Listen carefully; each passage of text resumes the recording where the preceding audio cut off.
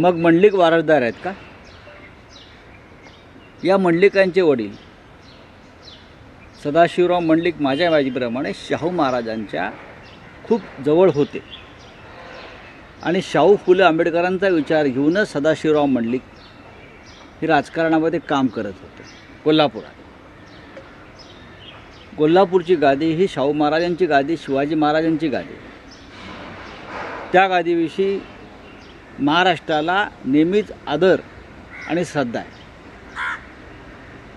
या निवडणुकीत तुमच्या पायाखालची वाळू सरकते हे म्हटल्यावर तुम्ही महाराष्ट्राच्या श्रद्धास्थानांवर ज्या प्रकारे चिखलफेक करताय हे लक्षण चांगलं नाही.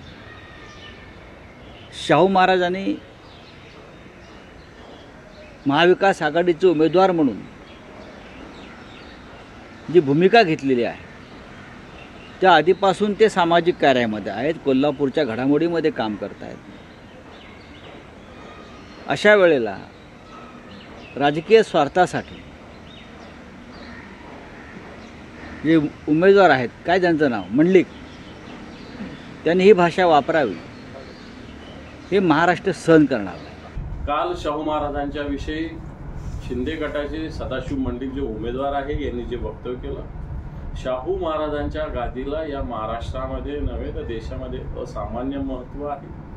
परंतु या शाहू महाराजांच्या गादीचा, थोडक्यात छत्रपतींच्या गादीचा अपमान करण्याचं पाप सुद्धा आज या महाराष्ट्रात घडलेलं आहे. मला वाटतं महाराष्ट्राची जनता, ठीक आहे राजकारण आपलं चालत राहील, परंतु प्रत्यक्ष शाहू महाराज, आपण फुले शाहू महाराजांचा हा महाराष्ट्र म्हणतो आणि त्या शाहू महाराजांची गादी चालवणाऱ्या शाहू महाराजांविषयी अशा पद्धतीनं वक्तव्य या महाराष्ट्राला मला वाटतं सहन होणार नाही.